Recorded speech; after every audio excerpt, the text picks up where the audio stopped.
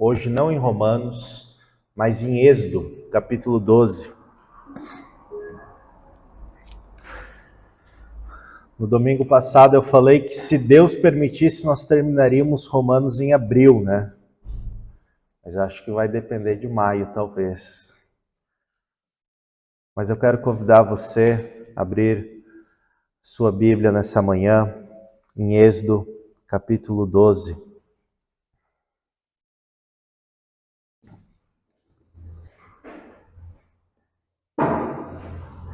Êxodo, capítulo 12, nós vamos olhar para alguns versos, principalmente do 4 até o 18. Essa mensagem, meus irmãos, tem um título bem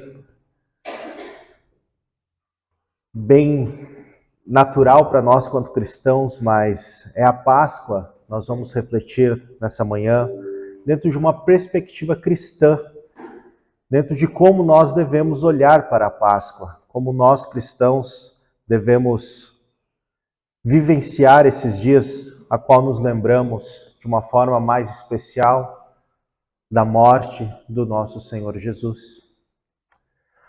Meus irmãos, para aqueles que não sabem um pouco da história da Páscoa, mas a Páscoa ela foi inaugurada na saída histórica de Israel de uma longa e amarga escravidão do Egito.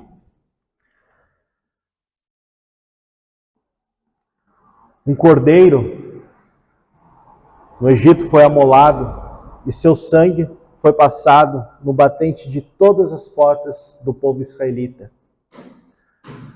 Na noite em que todo primogênito egípcio foi morto, os israelitas foram poupados pelo sangue do cordeiro.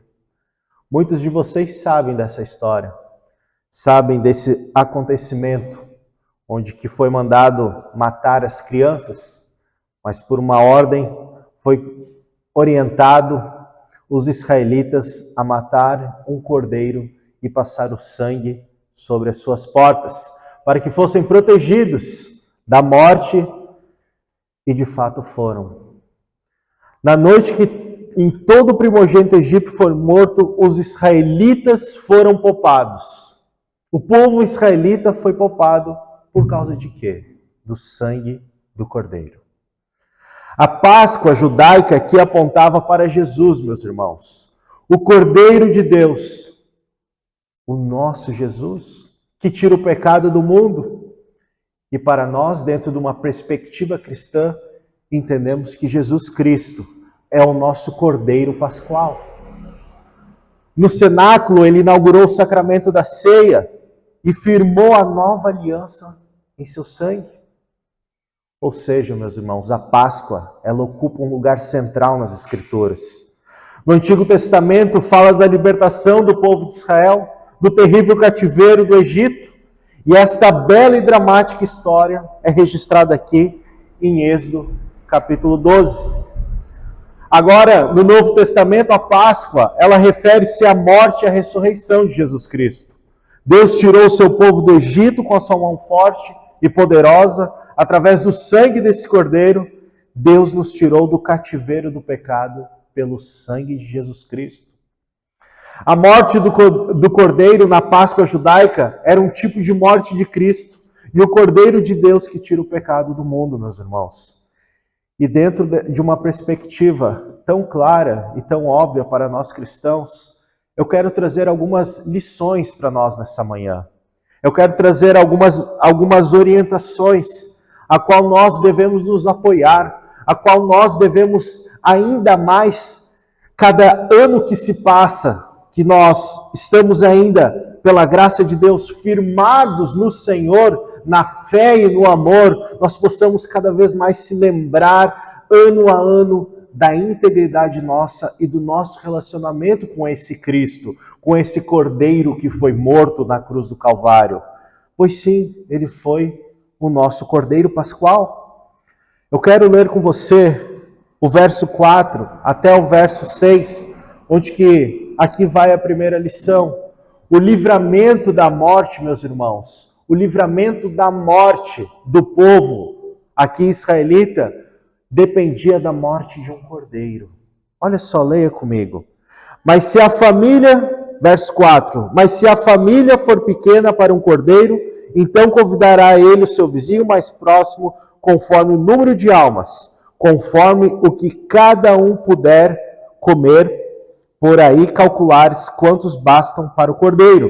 O cordeiro será sem defeito, macho, de 1 ano. Podereis tomar um cordeiro ou um cabrito, e o guardeis até o 14º dia desse mês, e todo o ajuntamento da congregação de Israel o imolará no crepúsculo da tarde.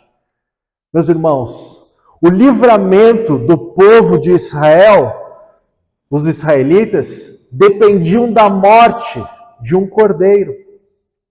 Quando a Páscoa foi aqui instituída, Deus ordenou a Moisés que cada família se reunisse para quê? Para matar um cordeiro e aspergir as ombreiras da porta com sangue. O anjo do Senhor passaria naquela noite, vendo o sangue, passaria por alto, não mataria de morte o primogênito. Todos os primogênitos do Egito morreriam naquela noite, exceto aqueles que estavam debaixo do abrigo do sangue do cordeiro.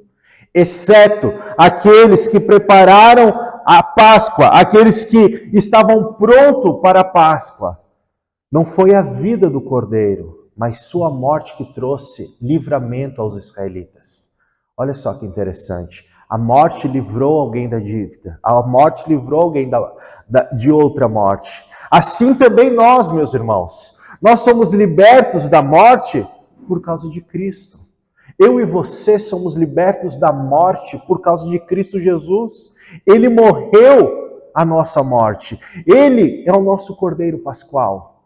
Jesus Cristo, o Filho primogênito do Senhor, que veio à terra, se fez carne e habitou entre nós, morreu na cruz do Calvário para que você não tivesse uma morte eterna, mas sim vida eterna.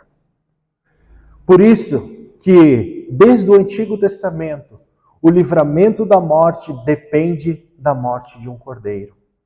Isso é tão interessante quando nós começamos a olhar ainda mais para frente, quando a gente começa a perceber que o livramento da morte dependia de estar debaixo de um abrigo de sangue. Olha só o que diz o verso 7. Tomarão de sangue e o porão em ambas as ombreiras e na verga da porta, nas casas em que comeram. O verso 13 e 14 nos diz assim: o sangue vos será por sinal nas casas em que estiveres. Quando eu vir o sangue, passarei por vós, e não haverá entre vós praga destruidora, quando eu ferir a terra do Egito. Este dia, verso 14, vos será por memorial, e celebreis com solenidade ao Senhor nas vossas gerações, e celebreis por estatuto perpétuo. Olha só, meus irmãos. O que nós podemos entender aqui, uma outra lição para nós cristãos, o livramento da nossa morte também dependia de estar debaixo de um abrigo de sangue. Nós aqui, quando ceiamos, usamos o suco de uva para nos lembrarmos do sangue do Cordeiro. Olha só que interessante. A morte de Cristo, o seu sangue, meus irmãos, foi o que remiu os nossos pecados. O sangue de Cristo nos lava de todo o pecado, assim como nessa instituição da Páscoa. A libertação da morte dependeu não apenas do Cordeiro, mas também do seu sangue nas ombreiras da porta para proteger. E nós, o que cabe nós aqui? Nós precisamos estar debaixo do sangue de Cristo para sermos salvos. Senão, não há remissão de pecado. Senão não há remissão de pecado. Nós precisamos estar debaixo do sangue de Cristo para sermos salvos. Porque senão nós não somos salvos. Mas interessante também nos lembrar que não é o sangue de um cordeiro que pode purificar todo o pecado, mas apenas o sangue do cordeiro sem defeito. Olha só que interessante. Quando é pedido o tipo de cordeiro que deve ser morto, há um requisito. Aqui em Êxodo 12, Ele deve ser o quê? Sem defeito e macho e menos de 1 ano.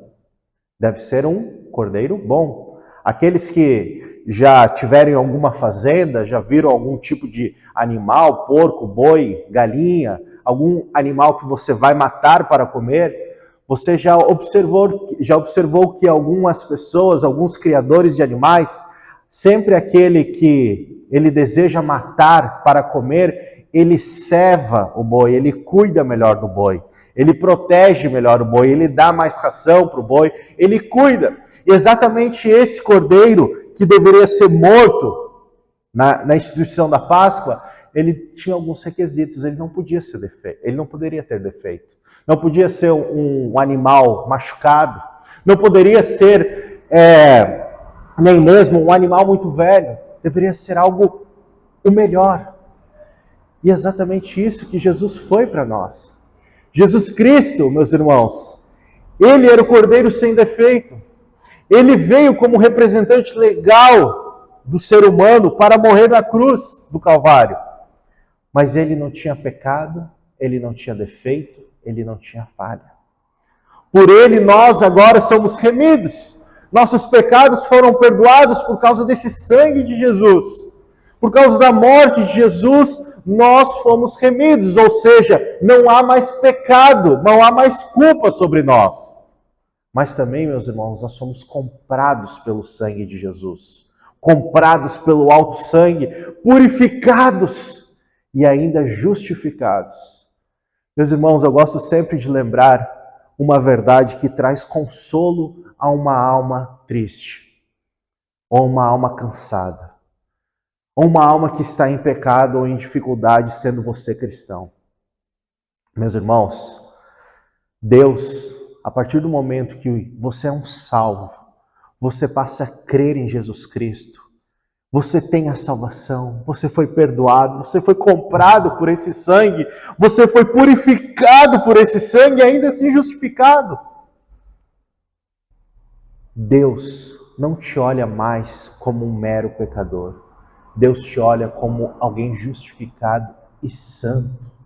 Olha só que maravilha! Você se conhece muito bem. Nós nos conhecemos muito bem. Nós sabemos das nossas falhas, sabemos o quão pecadores nós somos. Nós sabemos disso. E quando nós olhamos para a lei, quando nós estamos em oração com Deus e olhamos a sua palavra e vemos Cristo como exemplo e vemos as nossas atitudes, as nossas falhas, muitas das vezes pessoas se sentem culpadas e desanimadas para viver uma vida cristã. Mas lembre-se, isso é animador de sabermos que Deus nos olha como santos e sem pecado. E ainda mais, meus irmãos, o melhor, isso não é porque você é bom, isso não é porque você é X ou Y, isso é graça de Deus sobre vós. Isso é a eleição do Senhor sobre a sua vida, é a escolha de Deus sobre você. Olha só, que maravilha! Quantas pessoas gostariam de pertencer a esse reino? Talvez por suas obras se esforçam, mas não é por obras, é pela fé. E quem imputa essa fé no seu coração é o próprio Deus, o Deus da nossa salvação, o Deus de Israel, é o Deus da salvação de nós. Mas olha que interessante, depois de nós ainda sermos justificados, nós somos santificados por Ele, por esse sangue. Meus irmãos, nós sabemos um pouco do interior de cada pessoa quando nós conversamos e vemos algumas falhas, alguns defeitos. Mas quando nós olhamos para nós mesmos, 1 Coríntios fala que se nós fôssemos julgados não seríamos condenados, mas Cristo em si, Ele nos orienta e nos disciplina porque Ele nos ama. Meus irmãos, o sangue de Jesus faz exatamente tudo isso com nós. Nos tira o pecado, nos compra, nos purifica, nos justifica e nos santifica. E ainda mais, os que foram libertos pelo sangue precisam se alimentar desse cordeiro. Aqueles que foram salvos pelo sangue alimentaram-se do cordeiro, Remidos em suas famílias, os israelitas se fortaleceram para uma caminhada comendo a carne do cordeiro com ervas amargas. Você pode ver aí no verso 8 até o verso 12. Eles depois ainda se alimentaram daquele animal sacrificado. E a Bíblia nos diz ainda com ervas amargas. Meus irmãos, agora olha a analogia com nós em pleno século 21. Aqueles que são salvos pelo sangue de Cristo precisam se alimentar de Cristo. Ele é o pão da vida, Ele é o Cordeiro, Ele é o nosso Cordeiro Pascual. Como aconteceu aqui na instituição da Páscoa, depois do Cordeiro ser morto, eles se alimentaram com ervas amargas e nós devemos nos alimentar de Cristo. Ele é o pão que vivo está no céu. E Ele é o alimento da nossa alma. Ele é o alimento da nossa alma. A Páscoa judaica foi substituída pela ceia do Senhor. O pão simboliza o corpo de Cristo e o vinho, o sangue. E nós devemos nos alimentar do corpo e do sangue do Senhor. O pão e o vinho, eles não são uma substância do corpo de Cristo, como ensinava antigamente o dogma romano. Nem Cristo está presente fisicamente nesses elementos, como pensava Lutero.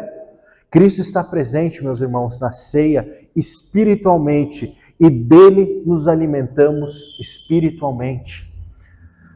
E eu quero ainda falar algumas lições em relação a Cristo Jesus na morte por nossos pecados.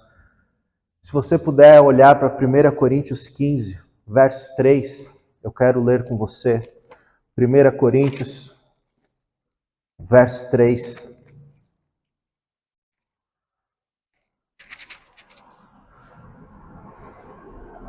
Antes de tudo, vos entreguei o que também recebi, que Cristo morreu pelos pecados segundo as Escrituras. Olha só, meus irmãos, antes de tudo, o apóstolo Paulo está falando aqui em Coríntios. Vos entreguei o que também recebi, que Cristo morreu pelos nossos pecados, segundo as Escrituras. A morte de Cristo, meus irmãos, não foi um acidente, como alguns já pensaram. Ele não morreu porque sucumbia ao poder de Roma. Ele não morreu porque Judas traiu por ganância, nem porque o Sinédrio entregou por inveja ao governo romano. Nem mesmo porque Pilatos condenou por covardia. Sabe por que Jesus morreu? Porque o Pai entregou por amor, como um sacrifício para a remissão dos nossos pecados. Ele morreu porque a si mesmo se deu pelo povo. Cristo não morreu como um mártir, mas como um redentor.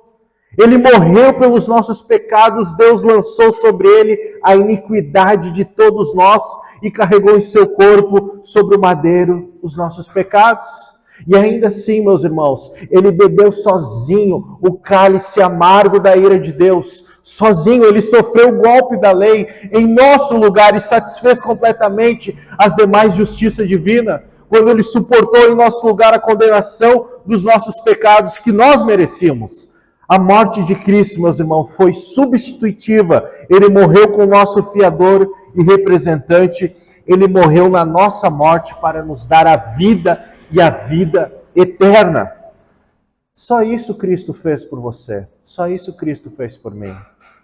Às vezes, quando nós temos uma longa caminhada cristã, nós temos uma grande tendência de esquecer um pouco a profundidade da morte de Cristo. O significado profundo da morte de Cristo.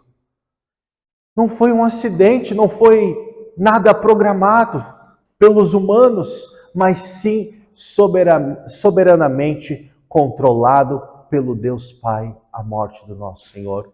O Cordeiro morreu em favor de nós. Ainda quero fazer mais uma analogia com o Novo Testamento. Abra comigo Romanos, capítulo 4, verso 25. Para dizer que nós não passamos por Romanos, meus irmãos, aqueles amantes de Romanos. Olha só o que diz o verso 25. O qual foi entregue por causa das nossas transgressões e ressuscitou por causa da nossa justificação. Cristo ressuscitou para a nossa justificação e hoje Ele vivo está. Se a morte de Cristo não foi um acidente, sua ressurreição não foi uma surpresa. A morte dele, nem a morte, pôde o deter. Ao contrário, ele entrou nas entranhas da morte, arrancou o aguilhão da morte, matou a morte. E ao ressurgir vitoriosamente, inaugurou a imortalidade, meus irmãos. Você já parou para pensar que você, crente em Jesus Cristo, você vai ser imortal também? Quando criança, você provavelmente via alguns desenhos ou alguns filmes de pessoas ou personagens que eram imortais, eles nunca morriam. Pareciam coisas de outro mundo, né? Pô, o cara apanha um monte e não morre. Pô, aquele personagem, ele morre e revive, que coisa louca. Se eu morrer já era. Como é que pode isso? Mas o Cristo que você creu, ele também venceu a morte. Mas a diferença que o filme, a personagem, é uma história, é um conto. Agora, a morte e a ressurreição de Cristo é verdade. E você que creu, você também terá parte disso, porque se nós morremos com Ele, nós também ressuscitaremos com Ele. A ressurreição de Cristo em relação ao seu passado foi um fato incontroverso. Em relação ao presente, é um artigo de fé. Em relação ao futuro, é uma esperança bendita a nós. Cristo ressuscitou com primícias de todos os que dormem, porque Ele ressurgiu dos mortos na sua vida gloriosa, e todos os mortos ouviram a sua voz e sairão dos seus túmulos.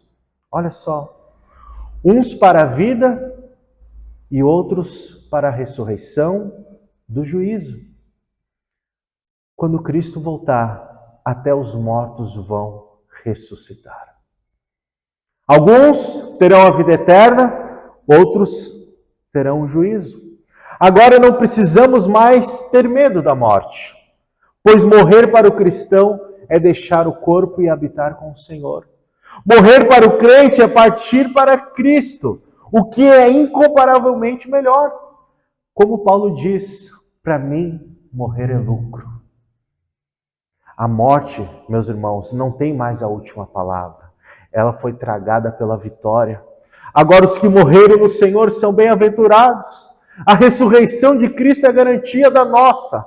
E quando Jesus voltar, sem sua majestade e glória, os mortos em Cristo ressuscitarão primeiro e os que estiveram vivos serão transformados e arrebatados para encontrar o Senhor Jesus nos ares. Teremos um corpo imortal, eu e você, cristão, teremos um corpo imortal, seremos, enfim, incorruptível, não vamos mais lutar com a corrupção do nosso pecado. Hoje nós militamos o espírito e a carne, há uma guerra interior, nós somos ainda corruptos, muitas das vezes, mas nós vamos ser incorruptível, nada vai poder nos corromper. Olha só, isso é por causa de Cristo. Ainda mais seremos poderosos, gloriosos, espiritual, de verdade, celestial, semelhante ao corpo da glória do Senhor Jesus Cristo. Você já parou para pensar que o nosso corpo vai ser glorificado? E isso, meus irmãos, é por causa de Cristo Jesus, o Cordeiro Pascual. Cristo voltará para a nossa glorificação. Olha comigo 1 Tessalonicenses. 1 Tessalonicenses.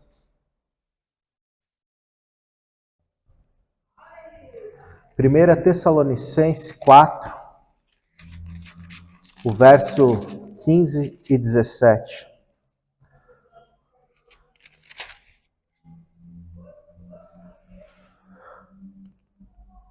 Ora, ainda vós declaramos por palavra do Senhor, isto nós os vivos, os que ficamos até a vinda do Senhor, de modo algum precederemos os que dormem.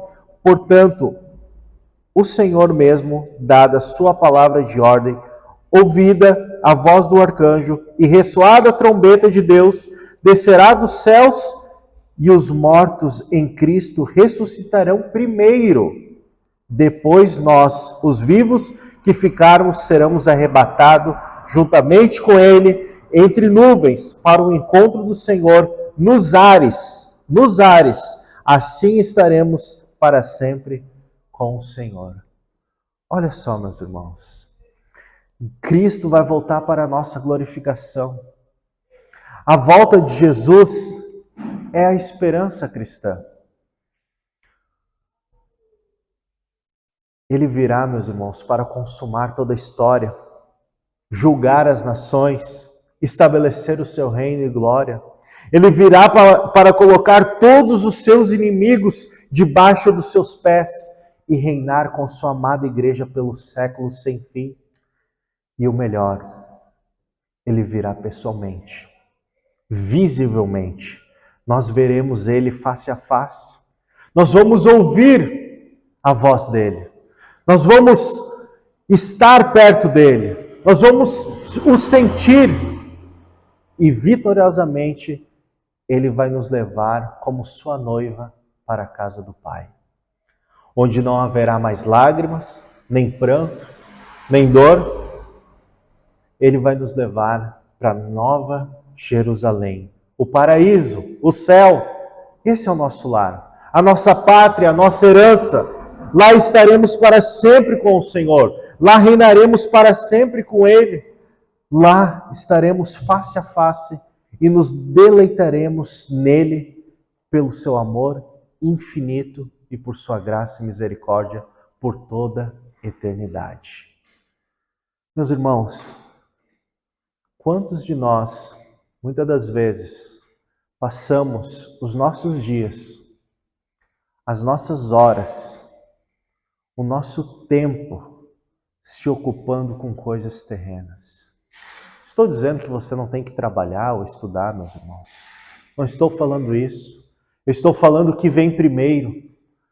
O quão importante é nos lembrarmos e termos comunhão com o nosso Senhor.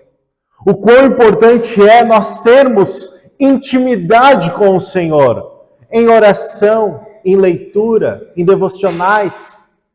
O quão importante é nós termos essa comunhão, porque se nós somos crentes, regenerados em Cristo Jesus, nós viveremos com Ele por toda a eternidade o adorando. E muitas das vezes, na nossa rotina, no nosso dia a dia, essas coisas profundas do Evangelho, o resultado profundo de toda a morte de Jesus Cristo, que é o perdão dos nossos pecados, que é a justificação dos nossos pecados, mas sim também aqui a nossa glorificação, a nossa vida eterna.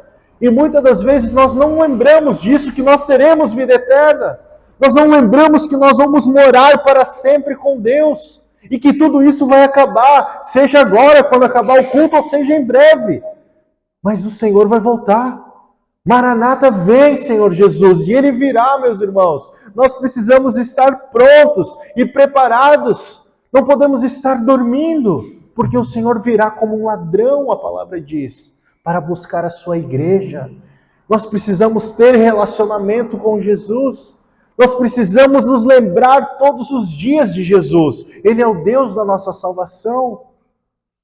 E ainda, meus irmãos, para nós caminharmos para o final, eu quero te dizer que os que celebram a Páscoa do Senhor precisam lançar fora todo o fermento da maldade.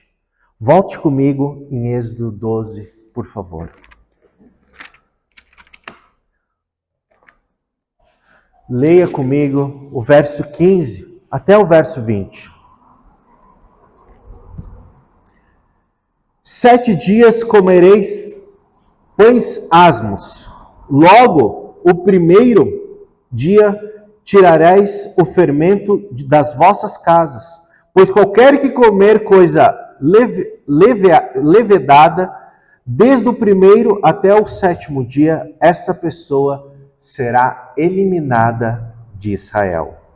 Ao primeiro dia haverá para vós outros santa assembleia, também ao sétimo dia tereis santa assembleia, nenhuma obra se fará nele, exceto o que diz a respeito ao comer, somente isso podereis fazer. Guardais, pois, a festa de pães asmos, porque nesse mesmo dia tirarei de vós hostes da terra do Egito. Portanto, guardareis esses dias da vossa geração por estatuto perpétuo.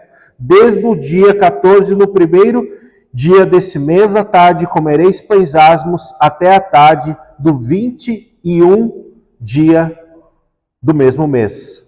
Por 7 dias não se encha nenhum fermento da vossa casa, porque qualquer que comer pão elevado, novamente é repetido, será eliminado da congregação de Israel, tanto peregrino como natural da terra.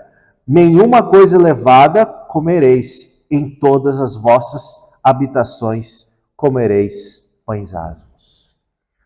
Meus irmãos, para nós que celebramos a Páscoa do Senhor, precisamos lançar fora todo o fermento da maldade. Não estamos falando aqui que você tem que comer pães asmos 7 dias. Mas estamos falando que durante a celebração da Páscoa judaica, os israelitas não podiam ter nenhuma espécie de fermento em casa e nem comer pão levedado. O fermento, sabe o que significa aqui, meus irmãos?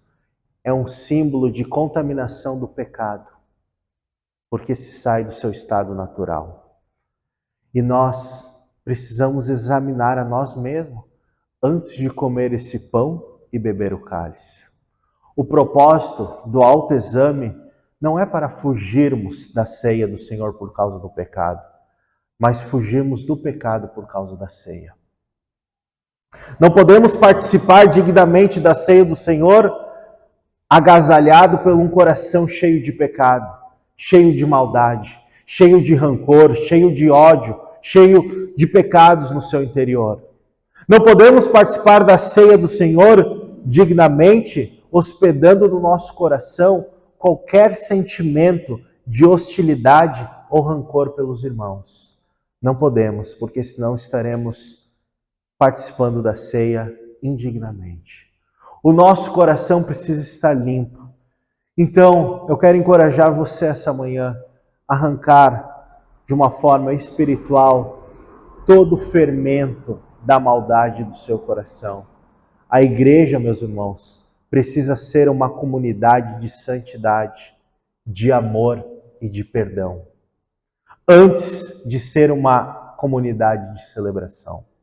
Se nós queremos celebrarmos a Páscoa, se a Páscoa faz sentido para nós quanto cristãos, nós precisamos nos lembrar que nós precisamos ser uma comunidade de santidade, uma comunidade com prática de santidade, de amor e de perdão. Porque sem isso não há celebração. Porque sem amor e perdão não há celebração. Como vamos celebrar com o coração angustiado? Como nós vamos celebrarmos a ceia do Senhor com o coração cheio de rancor e cheio de pecado? Não é verdade? Quando você vai comemorar algo na sua casa, um aniversário, uma festa, um aniversário de casamento, a vinda de um filho, o que for, que você for celebrar, se você estiver com o coração angustiado, você consegue celebrar verdadeiramente? Não.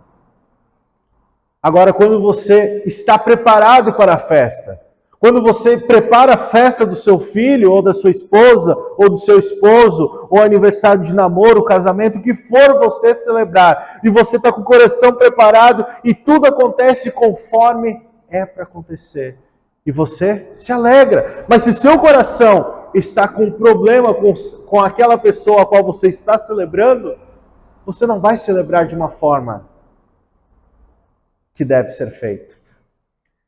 E é exatamente isso. Os que celebram a Páscoa do Senhor precisam lançar fora todo o fermento da maldade.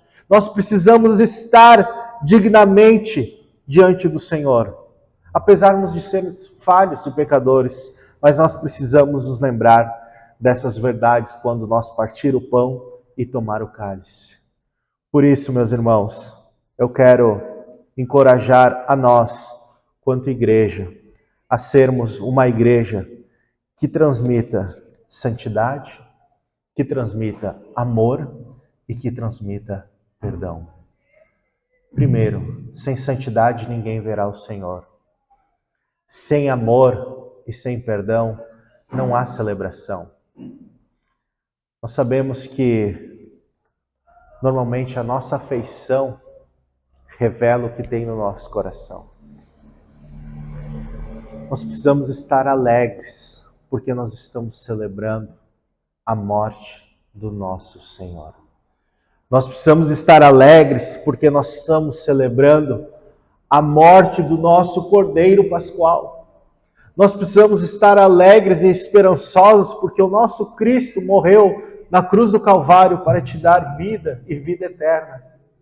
Mesmo nós sabendo que nós não merecemos, mas nós somos imortais.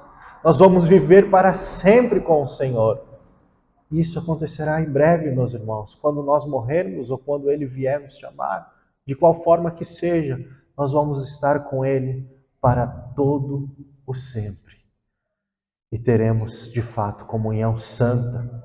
De fato, a dor, a lágrima, a angústia, o pecado não vai habitar mais. Será somente vida com o Senhor, alegria, comunhão, santidade, adoração.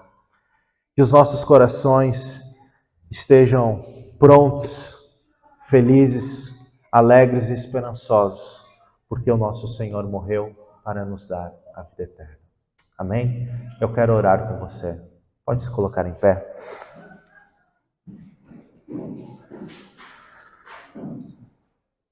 Senhor, nós te louvamos e te agradecemos por tua morte. Sabemos que a tua morte nos traz vida, ó Deus, nos traz perdão, nos traz remissão de pecado, nos traz justificação, Pai. Deus, nós não conseguiríamos jamais sermos merecedores do teu amor leal. Nós não conseguiríamos jamais cumprir a lei, mas o Senhor se fez em nosso lugar enviando Cristo Jesus, o teu Filho amado. Se fez carne e habitou entre nós, morreu pelos nossos pecados e nos deu uma vida eterna contigo. Deus, louvado seja o teu santo nome. Louvado seja Cristo Jesus.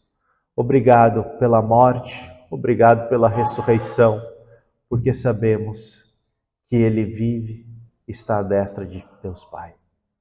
Obrigado, Senhor. Obrigado. Que a nossa gratidão chegue ao Senhor em oração e que possamos estar contigo em breve. Em nome de Cristo. Amém.